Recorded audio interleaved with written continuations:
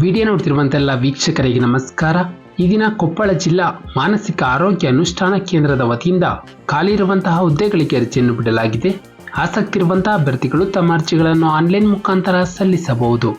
ನಮ್ಮ ವಿಡಿಯೋನ ಹೊಸದಾಗಿ ನೋಡ್ತಿರೋ ನಮ್ಮ ಚಾನಲ್ನ ಸಬ್ಸ್ಕ್ರೈಬ್ ಮಾಡಿ ಹಾಗೂ ಪಕ್ಕದಲ್ಲಿರುವ ಬೆಲ್ ಐಕಾನ್ ಅನ್ನು ಕ್ಲಿಕ್ ಮಾಡಿ ಮುಂದೆ ಬರುವಂತಹ ಎಲ್ಲ ಸರ್ಕಾರಿ ಹುದ್ದೆಗಳ ಸಂಪೂರ್ಣ ಮಾಹಿತಿಗಳನ್ನು ಪಡೆಯಿರಿ.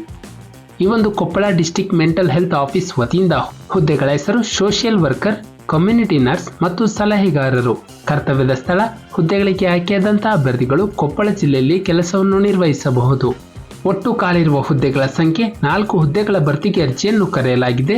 ಹುದ್ದೆಗಳ ವಿವರ: ಸೋಷಿಯಲ್ ವರ್ಕರ್ 1 ಹುದ್ದೆ 25,000 ವೇತನ, ಕಮ್ಯುನಿಟಿ ನರ್ಸ್ 1 ಹುದ್ದೆ ಮಾಸಿಕ 14,000 ವೇತನ, ನಂತರ ಸಲಹೆಗಾರರು 2 ಪೋಸ್ಟ್ಗಳು 4,000 ವೇತನ.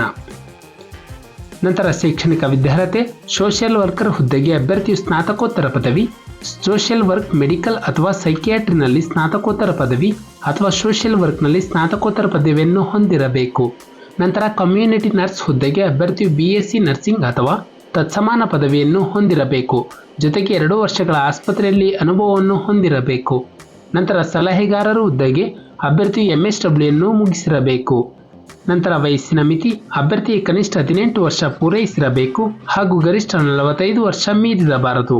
ನಂತರ ಆಯ್ಕೆ ವಿಧಾನ: ಅಭ್ಯರ್ಥಿಗೆ ಮೆರಿಟ್ ಆಧಾರದ ಮೇಲೆ ಅಭ್ಯರ್ಥಿಗಳನ್ನು ಹುದ್ದೆಗೆ ಆಯ್ಕೆ ಮಾಡಲಾಗುವುದು.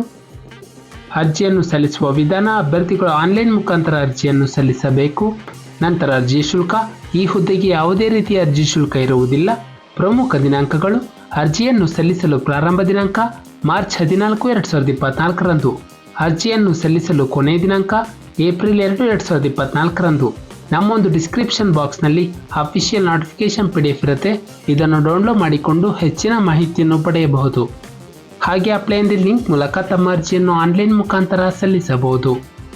ನಾವು ನೀಡಿದ ಉದ್ಯೋಗದ ಮಾಹಿತಿ ನಿಮಗೆ ಇಷ್ಟವಾಗಿದ್ದಲ್ಲಿ ವಿಡಿಯೋಗೆ ಲೈಕ್ ಮಾಡಿ ಹಾಗೂ ಶೇರ್ ಮಾಡಿ.